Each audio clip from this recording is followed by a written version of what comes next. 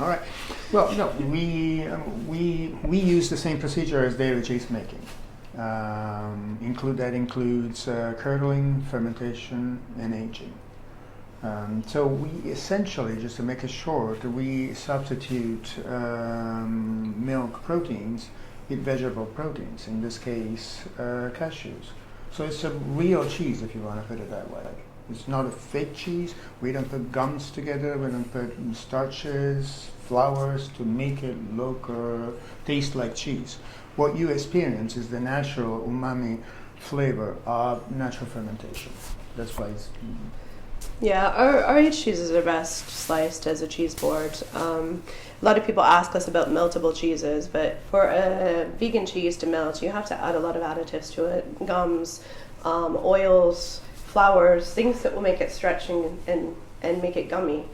And we try to avoid that. Mock cheese, in other words, but we don't mock cheese. This is the same procedure, as I said. We make cheese. So our aged cheeses are not going to melt like a typical dairy cheese, and we don't want it to. We want it to be something that you slice, you eat with a cracker on a cheese board. I know we can't call it cheese, but it's going to be called Gary or whatever you want it. What it is just the reality. It's the same process. We follow just the same process as an artisanal dairy cheese without the dairy. We think it's important. We enjoy the people behind it, the hard work that goes into it. It's the first of its kind here in Glasgow.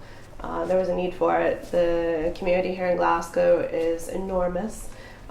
Between the central belt of Scotland, numerous vegan venues are popping up between Glasgow and Edinburgh. And even outside of that, small cafes. I know there's one also in Oban and different places that are maybe considered more remote.